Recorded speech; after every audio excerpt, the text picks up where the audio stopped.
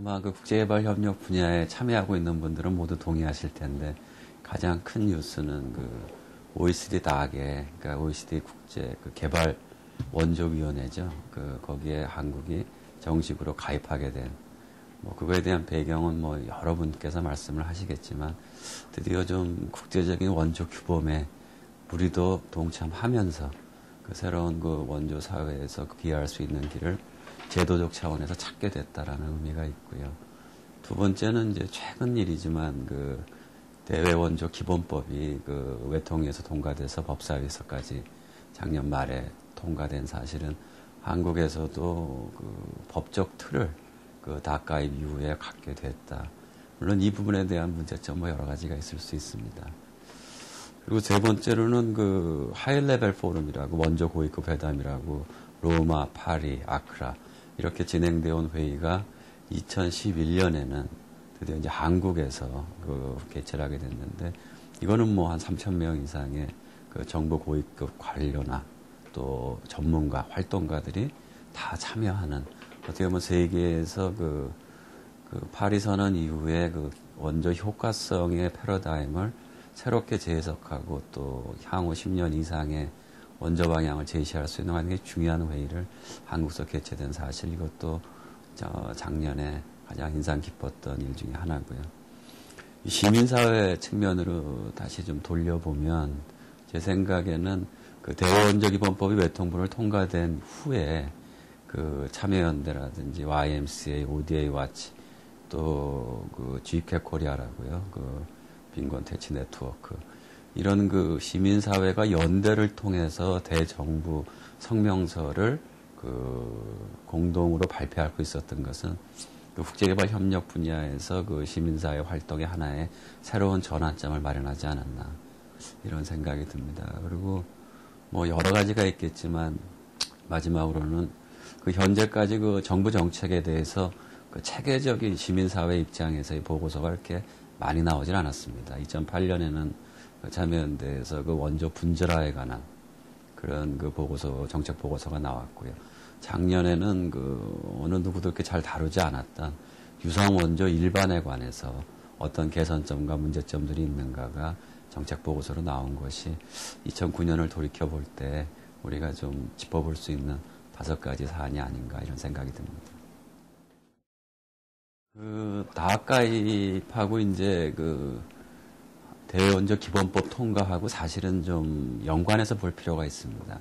왜냐하면은 그 대외원조 기본법을 정부가 무리해서 그 사실은 외통위 법사위를 통과한 이유도 다가입의 후속 조치의 일환이기 때문에요.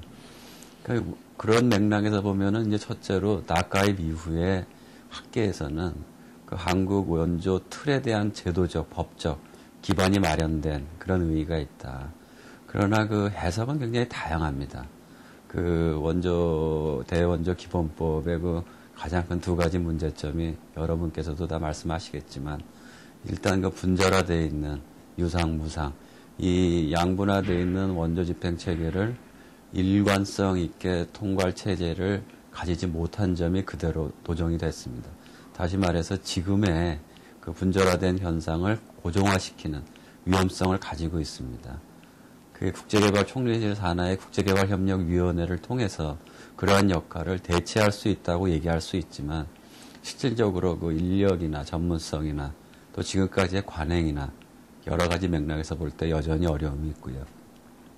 두 번째로는 그 대원조 기본법 취지 중에 그 경제협력, 호혜적 경제협력이라는 부분이 있는데 이거는 굳이 우리가 한국의 그 소위 한국형 개발 원조 모델이라는 얘기를 하면서 어떻게 국제사회에 기여할 수 있는가에 대한 고민을 하면서 경제협력 부분을 국가 이익 측면에서 강조한 부분은 상당한 아쉬움이 남습니다. 그렇기 때문에 그 다가입이 이러한 그 문제점이 있음에도 불구하고 대원조 기본법을 그 통과시킨 그런 어떻게 보면은 그 원동력이 됐다고 볼 수 있고요. 시민사회 입장이나 전문가 입장에서는 바로 시작된 법이지만 전면적 개정이 필요하다. 이런 입장을 가지고 있는 분들도 많고 저도 마찬가지입니다. 또 그 원조개발위원회 가입을 통해서 우리나라 원조 질에 대한 본격적인 고민을 해야 합니다. 2011년에 아마 그 동료평가가 시작이 될 텐데요. 거기에 맞춰서 어떻게 보면 자발적으로 못하면은 강제적으로라도 우리 자신을 되돌아볼 수 있는 기회가 있는데, 유무상 원조 비율에 관한, 지금 유상이 한 반 정도가 넘죠. 이런 비율에 관한 문제라든지, 또 구속성 원조의 문제라든지, 또 한 더 가다 보면은 우리나라는 개발 원조를 하고 있는 대상 국가가 유무상이 나눠져 있는데요. 중점 국가가. 이를 계기로 해서 그 통합 국가 지원 전략, 카스라 그러죠. 이런 것들에 대한 통합 움직임이 있고, 한 발자국 더 나아가서 이제 총리실에서 통합평가소위원회를 만들어서 실질적으로 유무상이 나눠져 있는 정책 위반, 실행, 평가의 전반적인 흐름을 일관성 있게 한번 평가해보자. 이런 긍정적인 움직임도 있습니다. 또 마지막으로 덧붙이고 싶은 것은 그동안 국민들께서 잘 몰랐던 뭐 국제개발이 뭔지, 또 국제개발원조위원회가 뭔지, 또 개발원조위원회, 딱이라고 얘기하는 것이 뭔지, 이런 그 다양한 그 국제개발원조 관련된 사안들을 접할 수 있는 기회를 마련함으로써 그 대외 원조나 국제개발 협력의 국민 인식의 전환점도 긍정적으로 작용하지 않았나. 뭐 결론적으로 뭐 말씀을 드리면 긍정적인 기회도 다가왔고, 우리가 반성할 기회도 다가왔고, 국민들한테 알릴 기회도 다가왔고, 이런 기회를 어떻게 학계나 전문가나 시민사회나 좀 더 나아가서 국가 관리들까지도 참여해서 바람직한 방향으로 가느냐는 우리의 몫인 것 같습니다.